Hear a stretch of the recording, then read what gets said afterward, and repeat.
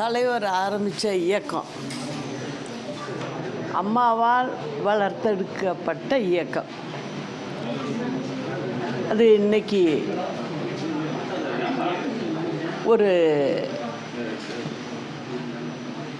ஒற்றுமை இல்லாமல் இருக்குது. இந்த ஒற்றுமையை தான் நான் வலியுறுத்தி இத்தனை ஆண்டு காலமாக சொல்லிக்கிட்டு இருந்தேன். ஆனால் அப்போ நான் சொன்னது ஒரு சிலர் ஏற்றுக்கலை. அதனால தான் இன்னைக்கு இந்த பிரச்சனை ஏற்பட்டிருக்கு.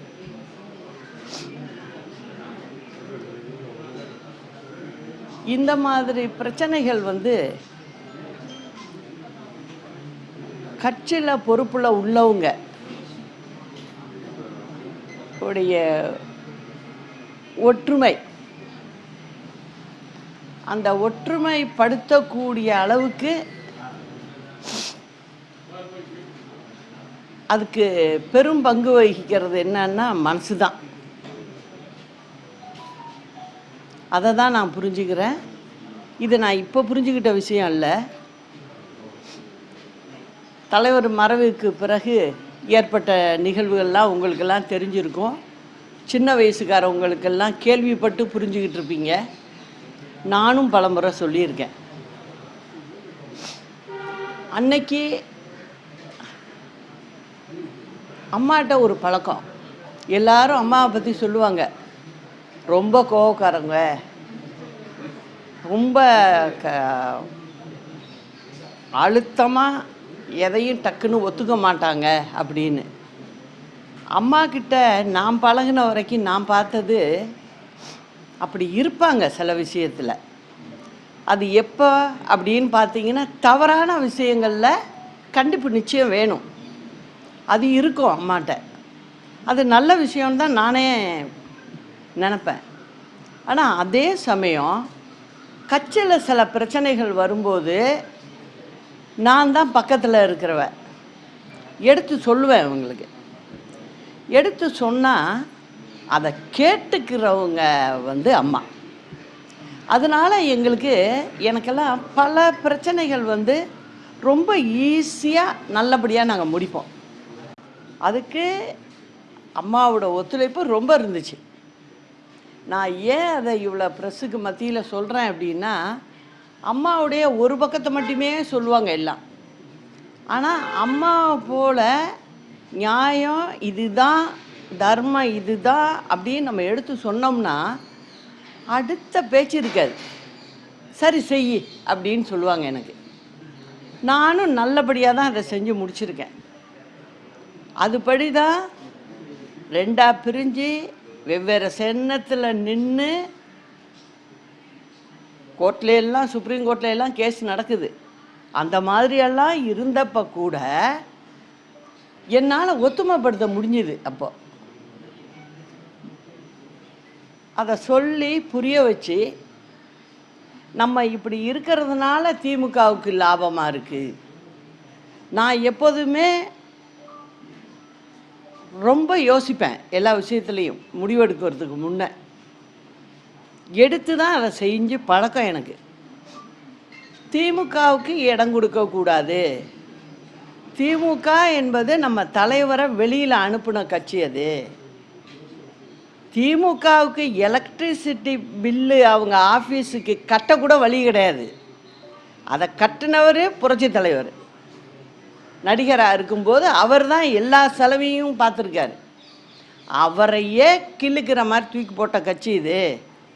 அதனால் இதுதான் தீய சக்தி அப்படின்னு எங்கள் தலைவர் எங்களுக்கு அடையாளம் காட்டியிருக்கார். அந்த நினப்பில் தான் அதிமுக வளர்ந்துருக்கு.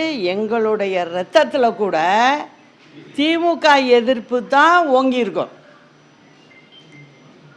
அது மட்டும் இல்லை, அதுக்கு பிறகு அம்மாவுக்கு துணையாக நான் இருக்கேங்கிறதுனால திமுக எந்தெந்த வழியிலெல்லாம் எங்களை கஷ்டப்படுத்தி இந்த அதிமுகங்கிறத அழிச்சிடணுன்னு முடிவு பண்ணி வேலை பார்த்தாங்க.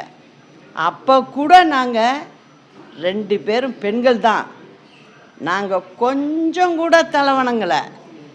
என்ன பண்ணுவேன் நீ பண்ணு, கேஸா போடு அப்படின்னு சொல்லி ஃபேஸ் பண்ணவங்க. இப்போ 4 வருஷம் நான் உள்ளறையும் இருந்துட்டு வந்திருக்கேன் இயக்கத்துக்காக. இது எல்லாம் நடந்துச்சு. இப்போ போய் கனவுல கூட எங்களுக்கு வரக்கூடாது. அதிமுககாரவங்களுக்கு கனவுல கூட வரக்கூடாது திமுகவோட அலையன்ஸ் போடுறதுங்கிறது. அதை விட தவறான விஷயம் வேறு எதுவுமே கிடையாது. நான்லாம் அந்த சேதி காதில் விழுந்த உடனே 4 நாளாக சாப்பிட்டு 4 நாளாச்சு. தூக்கம் இல்லை எனக்கு. எப்படியெல்லாம் வளர்த்து வந்த கட்சி இது. நெருப்பாற்றில் நீந்தி நாங்கள் கரையில் ஏறின. நாங்கள் அப்படி இருக்கும்போது அவங்களோட போய் கை கோக்கிறதா, இது எந்த விதத்துலையும் நியாயம் இல்லை. அப்படிங்கிறதுல நான் என் மனசு தெளிவாக இருக்குது. இப்பயும் இருக்கும், நாளைக்கும் இருக்கும். இன்னைக்கு நான் டிவியில் நடந்த நிகழ்வுகள்லாம் பார்த்தேன். ஒரு சின்ன சந்தோஷமும் எனக்கு அதில். என்னன்னா, திமுக எதிர்ப்பு இருக்கு, எங்ககிட்ட உள்ளவங்கள்ட்ட இருக்கு அப்படிங்கிறதெல்லாம் எனக்கு அது பெருமை. அதே சமயம் எங்கள் ஆட்களுக்கு, எங்களுடைய இயக்கத்தை சேர்ந்தவங்களுக்கு நான் சொல்கிறது என்னென்னா, எல்லாரும் ஒத்துமையாகணும். இப்பயும் அதை தான் சொல்கிறேன். நம்ம எங்கே தவறு செஞ்சுருக்கோன்னா அந்த இடத்துல தான். அந்த இடத்துல ஒன்றாக இருந்திருந்தால் இன்னைக்கு எந்த ஆட்சி இருக்கும்? ஒவ்வொரு தொண்டனும் அதை நினைக்கிறாங்க கீழே. அதை செய்ய தவறி இருக்கிட்டீங்க. சரி, இப்போ கூட ஒன்றும் இல்லை. ஏன்னா நாங்கள்லாம் எல்லாத்தையும் பார்த்தோம். நாங்கள் அதாவது இந்த அளவுக்கு இந்த இயக்கம் இருக்குமா அப்படின்னு நினச்ச காலங்கள்லாம் இதே தமிழ்நாட்டில் இருக்குது, தலைவர் மறைவுக்கு பிறகு. அதனால் ஒன்றும் அழிஞ்சு போடுறது கிடையாது. எங்களுக்கு அந்த வில் பவர் இருக்குது. நாங்கள் மீண்டும் வருவோம், மக்களுக்கு செய்வோம் அப்படிங்கிறது எனக்கு 100% இருக்குது. நான் எதையும் விளையாட்டாவே பேச மாட்டேன். ஆனால் இதுக்கு தேவை இப்போ ஒன்றே ஒன்று தான், ஒற்றுமை தான். அந்த ஒற்றுமை மட்டும் இருந்தால், எல்லோரும் ஒன்று கூடிட்டால், அதுக்கப்புறம் கடல் தான் அதிமுக. அதை யாரும் சுருக்கி எடை போட முடியாது. நிச்சயமாக சொல்கிறேன். அது எப்படி இருக்குங்கிறத நீங்கள்லாம் பார்ப்பீங்க, நிச்சயம் பார்ப்பீங்க. அதுக்கு உண்டான அறிகுறிகள் அத்தனையும் எனக்கு தெரியுது. நீங்கள் பார்த்தீங்கன்னா ஒன்றே ஒன்று, அதை தெரிஞ்சுக்கிட்டீங்கன்னா கூட போகும். எங்கள் இயக்கத்தில் உள்ளவங்க, அதாவது ஒரு பயிர் பண்ணியிருக்கீங்க, நெல் பயிர் பண்ணியிருக்கீங்க, அங்கே ஒரு நாற்று வளருது, அதில் உள்ள நெல்மணிகளோடு அது தூக்கி அந்த வெயிட்டை தாங்கி நிற்கிது. அந்த சமயத்தில் பெரிய புயல் மாதிரி காற்றடிக்குது. அந்த காற்றுல அது என்ன பண்ணுது? அந்த ஒரு நாற்று பண்ணுறத நீங்கள் செய்யுங்கன்ற என்ன செய்யுது? வளைஞ்சு கொடுத்து போகுது. அதனால் ஒரு விவசாயியை காப்பாற்றப்பட வைக்குது. அந்த நெல்மணி உதிராமல் பார்த்து ஒடிஞ்சு விடாமல் காப்பாற்றுது அந்த ஒரு சின்ன நாற்று. அந்த மனப்பான்மை மட்டும் இருந்தால் போரும், எல்லாத்தையும் சாதிக்க முடியும் அப்படிங்கிறதா என் கருத்து. என்னை பொறுத்த வரைக்கும் இது ஒற்றுமைப்படுற நேரம். இதில் ஒற்றுமையோடு இருந்து நம்மளுக்கு முதல் எதிரி யார், அதை நம்ம ஃபேஸ் பண்ணணும். வருங்காலங்களில் தேர்தலில் அந்த வெற்றியை நம்ம நம்ம இருபெரும் தலைவர்களுக்கும் கொடுக்கணும் அப்படிங்கிறது தான் என்னோட ஆசை. என்னோட நினப்பு அதுதான். அதனால் எப்போதுமே நான் வந்து தொடர்ந்து நான் பெங்களூர்லேருந்து வந்ததுலேருந்து சொல்லிக்கிட்டு இருந்தது தான். அதை கேட்காம சில முடிவுகள் தப்பாக ஆகிருக்கு. தப்பை திருத்திக்கிறதும் நம்ம கையில் தான் இருக்குது. அப்படிங்கிறத சொல்கிறதுக்காக தான் உங்களை எல்லாரையும் வர சொன்னேன். உங்களுக்கு எல்லாமே என் மனசில் இருந்ததை சொல்லிட்டேன். இதுதான் எங்கள் இயக்கத்தில் காலகாலமாக இருக்கிற தொண்டர்களுக்கு ஒரு பாதுகாப்பு, எல்லோருக்கும் நல்லது, பொதுமக்களுக்கும் நல்லது. அதை சிந்தித்து எல்லாரும் செய்யணும்னு தான் என்னோட ஆசை.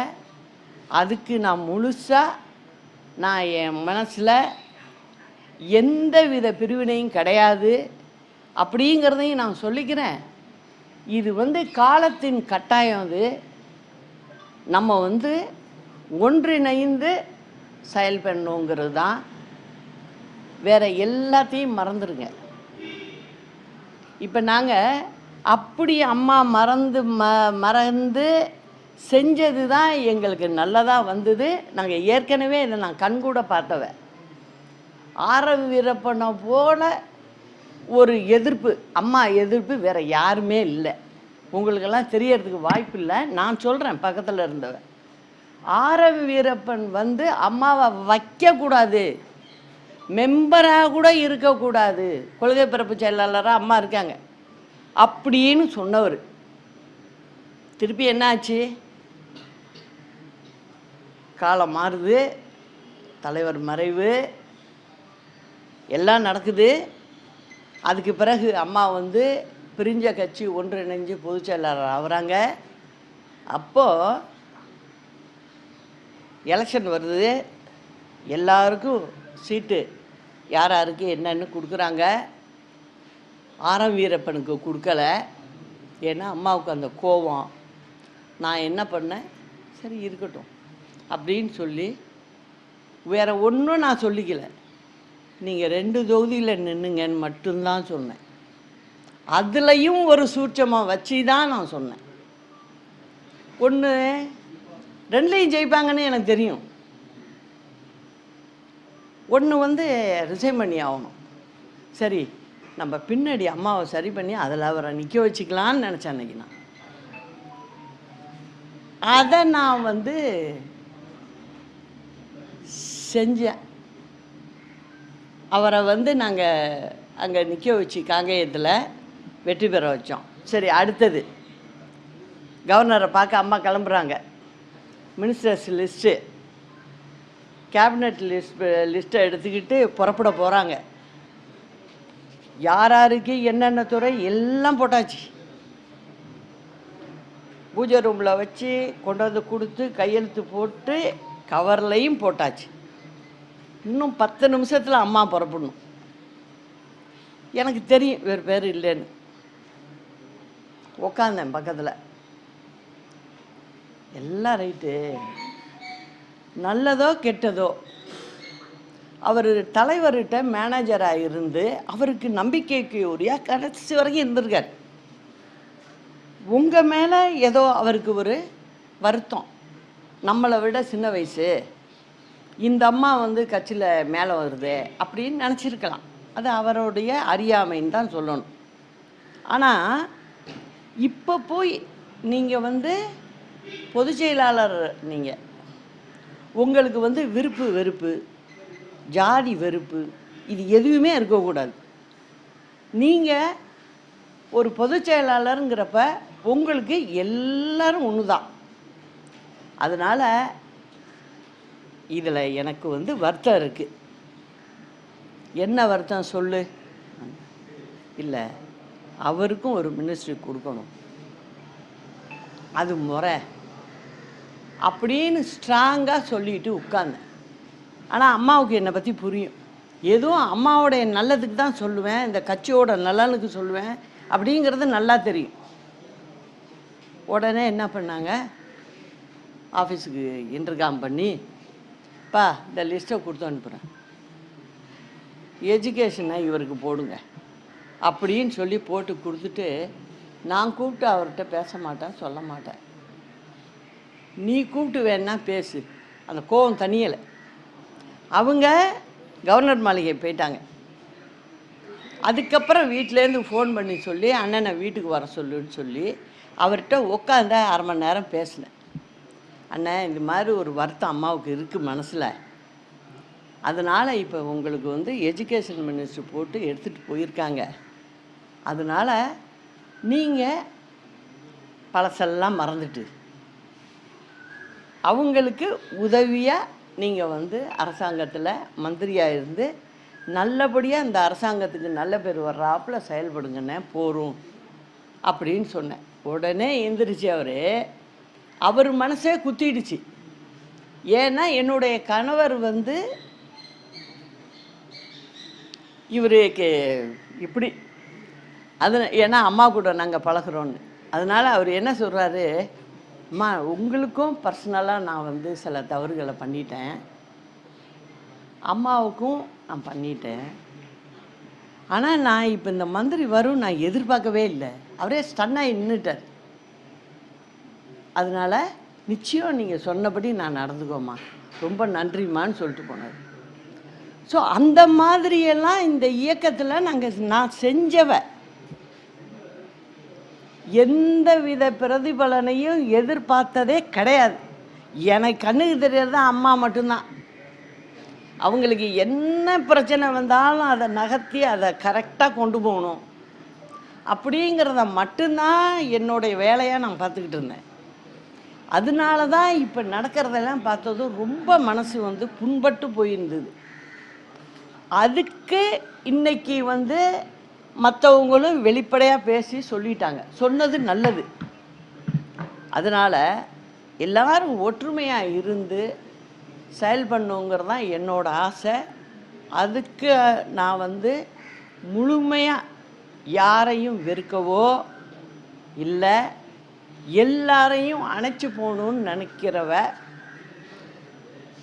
அதை எல்லாரும் புரிஞ்சுக்கணும். இந்த இயக்கத்தோடைய பாரம்பரியத்தை புரிஞ்சுக்கணும். யார்னால் தொடங்கப்பட்டது, யார்னால் வளர்க்கப்பட்டது, அதனால் மக்களுக்கு எவ்வளோ பயன் நம்ம கொடுத்துருக்கோம் அப்படிங்கிறத நினச்சி எல்லாரும் ஒன்றிணைந்து செயல்படணும். அதுதான் எனக்கு வேண்டியது. அதனால் அதை எல்லாரும் சேர்ந்து செய்யணும். எல்லாரையும் யாருமே வெளில போனவங்க யாருமே வெளில விடக்கூடாது. எல்லாரையும் ஒன்றிணைச்சு நம்ம செயல்படணும். இது நாட்டு மக்களுக்காகவும் சொல்கிறேன், கழக தொண்டர்களுக்காகவும் சொல்கிறேன். அதனால் எல்லாரும் ஒருங்கிணைங்கிறது தான் இது வழியாகவும் நான் சொல்லிக்கிறேன். நிச்சயமாக இருக்குது. நான் இது இப்போ சொல்லலை, ஆரம்பத்திலே நான் சொல்லிக்கிட்டு இருக்கேன். ஏன்னா இந்த கட்சி எப்பெல்லாம் பிரச்சனைக்கு போகுதோ அது நல்ல மனுஷன் ஆரம்பித்த கட்சி. இது நல்ல மனதோடு ஆரம்பித்த இயக்கம். இது ஏழைகளுக்குன்னே ஆரம்பித்த இயக்கம். இது என்றைக்கும் துண்டா போகாது, ஒன்றா தான் இருக்கும். யார் முயற்சித்தாலும் அது நடக்காது.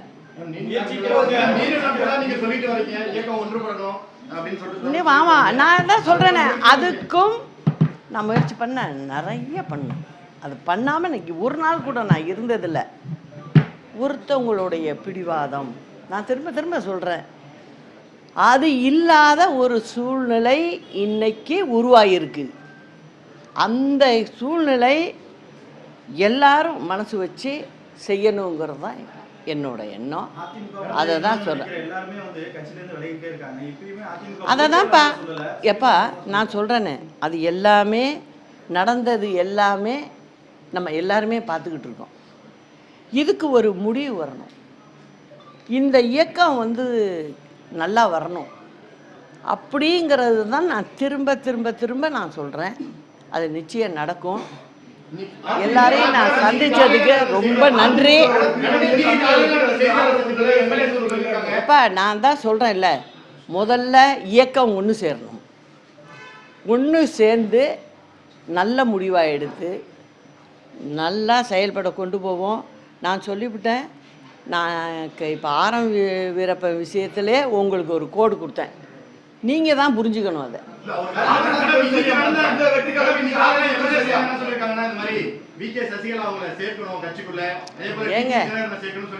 ஏங்க நான் என்ன சொல்கிறேன், எங்கள்கிட்டேருந்து வெளில போனவங்க யாராக இருந்தாலும் நான் சேர்க்க முயற்சிப்பேன்னு தான் நான் திரும்ப திரும்ப சொல்கிறேன். வெளியில் போனவங்களையும் சொல்கிறேன், நான் எல்லாரையும் வேறு கட்சிக்கு கூட போயிருக்கலாம், அதை பற்றி இல்லை, எப்படி வேணாலும் பண்ண முடியும், வேறு கட்சிக்கு கூட போயிருக்கலாம், யாராக இருந்தாலும் சொல்கிறேன். நிச்சயமாக நல்லது நடக்கணும். எல்லாருமாவே சேர்ந்து உங்களை எல்லாரையும் ஒன்றாக கூப்பிட்டு நிச்சயம் பேசுகிற நாள் மிக விரைவில் வரும், நல்லது நடக்கும்.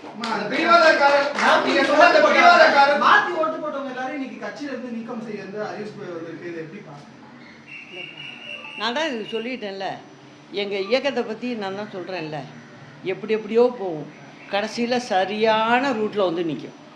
கவலையே படாதீங்க, அது எல்லாத்துக்கும் ஒரு நல்ல முடிவு வரும். மேடம், அந்த பிடிவாதக்காரருக்கு அந்த ஒன்றிணைவுல இடம் இருக்கா? நீங்க குறிப்பிட்ட அந்த ஒருவருடைய பிடிவாதம் சொன்னீங்க, அந்த பிடிவாதக்காரருக்கு இந்த ஒன்றிணைவுல இடம் இருக்குமா? நான் தான் சொல்லிட்டேனேப்பா, எல்லாரும் ஒன்றுன்னு சொல்லிட்டேனே, இதில் யாரையுமே நாங்கள் பிரிக்க விரும்பலை, நான் பிரிக்க விரும்பவே இல்லை. எல்லாரும் தவறே செய்திருந்தாலும் இந்த கட்சி தவறே அதாவது நான் தான் சொல்கிறேனே, தவறே செஞ்சிருந்தாலும் எல்லாருக்குமே ஒரு சான்ஸ் கொடுத்து அவங்களையும் சரி பண்ணுறது தான் எங்கள் கட்சியினுடைய ஆரம்ப காலத்து வழக்கமே. இன்னொன்று தலைவரை பற்றியும் சொல்லிடுறேன், அம்மாவை பற்றி சொன்னேன், அதுவும் நான் இருந்து பண்ணது, அதனால் சொல்கிறேன். எஸ்டி சோமசுந்தரம் மந்திரியாக இருக்கார், அவருக்கும் அம்மா மேலே, ஏன்னா அடுத்தது அவங்க வரணுங்கிற நினப்பு, வேறு ஒன்றும் இல்லை, அம்மா மேலே பர்சனலாக வேறு ஒன்றும் இல்லை, அப்படி இருக்கார். அவரும் என்ன பண்ணுறாரு, அம்மாக்கிட்ட வந்து சண்டை போட்டுக்கிட்டு, அந்த சண்டை வந்து பேச்சினால இல்லை, எழுத்துனால. ஒரு நிகழ்ச்சிக்கு கொள்கை பரப்பு செயலாளர் வந்து எந்த ஊருக்கு போகிறீங்கன்னு கேட்குறாங்க, வீர வணக்க நாள் நிகழ்ச்சி அது அன்னைக்கு கேட்குறாங்க, அதுக்கு அவர் கொடுக்குறாரு, தஞ்சாவூர் போகிறேன் அப்படின்னு கொடுக்குறாரு. ஏன்னா அமைச்சர்கள்லாம் நம்ம கேட்டு அவங்க எந்த ஊருக்கு போகிறாங்கன்னு கேட்டுக்கிட்டு தான் பண்ணணும், அந்த மாதிரி ஒரு முறை.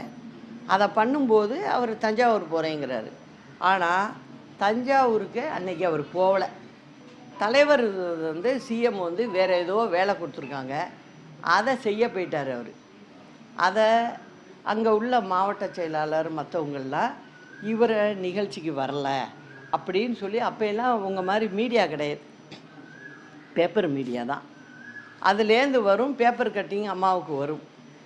அம்மா வந்து கொள்கை பரப்ப சொன்னால் சும்மா பேருக்கு பக்கத்தில் டிகிரி போட்டுக்கிட்டு வேலை செய்கிறவங்க இல்லை, ப்ராக்டிக்கலாக வேலை செய்கிறவங்க. அவங்க எல்லாத்தையும் பார்க்குறாங்க, பார்த்துட்டு இவருக்கு ஒரு கடிதம் கொடுக்குறாங்க, ஏன் நீங்கள் வந்து நீங்கள் கேட்ட ஊருக்கு செல்லவில்லை, இவ்வளோ தான் கேட்டது. அதை அவர் ஒரு ப்ரெஸ்டீஜாக எடுத்துகிட்டு, இந்த அம்மா ஜூனியரு, நம்மள்கிட்ட எப்படி கேள்வி கேட்கலாம், நம்ம ரெவென்யூ மினிஸ்டரு அப்படிங்கிற ஒரு வருத்தம் அவருக்கு. அதை வச்சு என்ன பண்ணுறாரு, அவர் கட்சியிலேருந்து வெளில போகிறதுக்கு ரெடி பண்ணி, அவர் வெளில போனதுக்கு காரணமே அந்த ஒரு ரீசன் தான். அதுக்கப்புறம் என்ன ஆகுது, பின்னாடி ஒரு நேரத்தில் அவர் வேறு யாரும் இல்லை, எனக்கு உறவினர் தான். அதனால் தலைவர் என்னை கூப்பிட்டு வந்து, இது மாதிரி உங்கள் உறவினர் தானே அவர், என்ன அது இப்படி பண்ணிட்டாரு அப்படின்னு சொல்கிறார். அவர் கச்சை விட்டு வெளில போகிறதுக்கு முன்னே ஒரு நிகழ்ச்சி நடக்குது. என்ன, முதலமைச்சர் வந்து நேராக அவருடைய இல்லத்துக்கு செல்கிறார், எஸ்டி சோமசுந்தரம் இல்லத்துக்கு செல்கிறார். போய் நைட்டு உட்காந்து எங்கே அப்படின்னு அவர் மனைவிட்ட கேட்குறார். அவங்க மனைவி என்ன சொல்கிறாங்க, வெளில போயிருக்காருங்கிறாங்க. ஒரு சிஎம்கிட்ட வந்து வீட்டுக்குள்ளே இருக்கிறப்ப வெளில போ தெரியாமையா போகும், அவர் ஒன்றும் காமிச்சிக்கலை, அங்கே உட்காந்து கேட்குறாரு. கேட்டுட்டு நைட்டு இரவு 12 மணி வரைக்கும் அந்த வீட்டில் உட்காந்துருந்து, இவருக்கு பசிக்குது தோசை போட்டு கொடுங்கம்மான்னு கேட்டு அந்த அம்மா தோசை போட்டு கொடுத்து சாப்பிட்டுட்டு வீட்டுக்கு வரார். இந்த விஷயத்தை எனக்கு சொல்கிறார். இது மாதிரி நடந்துச்சு. ஆனால் மறுநாள் அவர் கட்சியை விட்டு போயிட்டாருன்னு. தலைவருடைய ஸ்டேட்டஸ் என்ன அன்னைக்கு? அவர் போய் எஸ்சி வீட்டில் உட்காந்து பேசணுன்னு அவசியமே இல்லை. அந்த மந்திரி இல்லைன்னா வேற ஒரு மந்திரியை போட்டுவிட்டு போயிடலாம். ஏன்னா எங்கள் தலைவரோட குணம் எங்களுக்கு தெரியும். அப்படியாப்பட்டவர் இல்லை. அவர் முடிஞ்ச வரைக்கும் விட்டு கொடுத்து போவார். நான்லாம் அவர்கிட்ட கற்றுக்கிட்டது தான் அது. விட்டு கொடுத்து போவார். ஒரு மந்திரியை இவர் தான் உருவாக்குறாரு. அந்த மந்திரி வீட்டுக்கு போய் மத்தசம் பண்ண போகிறார். இது எங்கேயாவது நடக்குமா? ஆனால் நடந்துச்சு. அதுக்கு பிறகு இவர் போயிட்டார் வெளில. அப்படியும் இவர் தலைவர் இருக்கிற வரைக்கும் அங்கே வீட்டுக்குள்ளே வரல, வீட்டுக்குள்ளே ஒளிஞ்சிருக்கார். அதுவும் தலைவருக்கு தெரியும். சரிம்மா வந்தால் சொல்லுங்கள், நான் வந்துட்டு போனேன்னு போயிட்டார். திரும்ப ஒரு 2-3 வருடம் ஆச்சு.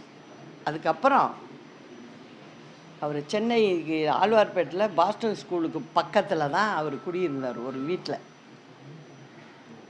அப்போ நாங்கள் வாக்கிங் போகிறோம். அப்போ யதார்த்தமாக என்னை பார்த்துட்டாரு. பார்த்துட்டு நான் இங்கே தாம்மா இருக்கேன்னாரு. சரி இவ்வளோ சொல்கிறாரு, நம்ம போய் என்னென்ன இங்கேயா வீடுன்ட்டு ஒரு நிமிஷம் பேசிட்டு வந்துட்டேன். இது தலைவருக்கு தெரிஞ்சிருக்கு. எனக்கு உடனே வண்டி வருது, தோட்டத்துக்கு கூப்பிட்றாங்க, நான் போகிறேன். தலைவர் சொல்கிறார், என்னம்மா உங்கள் உறவினர் கூப்பிட்டாரா, என்ன பேசுனீங்க என்ன? இது மாதிரி இருந்தேன். அவர் கட்சி ஆரம்பித்தப்ப நிறைய உழைச்சிருக்காரு. என்கிட்ட சொல்கிறார், உழைச்சிருக்கிறாரு, ஆரம்ப கட்டத்தில் எல்லாம் ரொம்ப உறுதுணையாக இருந்திருக்காரு, அதனால் அவர் வெளில போனது மனசுக்கு கொஞ்சம் கஷ்டமாக இருக்குன்னாரு. அதுக்கப்புறம் நீங்கள் பேசி பாருங்கன்னாரு. நான் பேசி தான் அவரை திரும்ப அதிமுகவுக்குள்ளே கொண்டு வந்தேன். இதுதான் நடந்தது. அதனால் இப்படிப்பட்ட அந்த இயக்கம் தலைவரே அப்படி இறங்கி பேசக்கூடிய ஒரு தொண்டன்ட்ட அந்த மாதிரி இயக்கத்தில் இப்போ இந்த மாதிரி பண்ணுறது எந்த விதத்துலையும் நியாயம் கிடையாது. அதனால் இதெல்லாம் நான் ஏன் சொல்கிறேன்னா, அவங்களுக்கெல்லாம் தெரிஞ்சிருக்க வாய்ப்பு இல்லை. அவங்களும் தெரிஞ்சுக்கணும், இதை பார்க்கணும். எல்லாரும் ஒத்துமையாக நல்லபடியாக இந்த இயக்கத்தை நடத்தணும். அதுதான் நல்லது, நாட்டுக்கும் நல்லது, மக்களுக்கும் நல்லதுங்கிறத சொல்லிக்கிறேன்.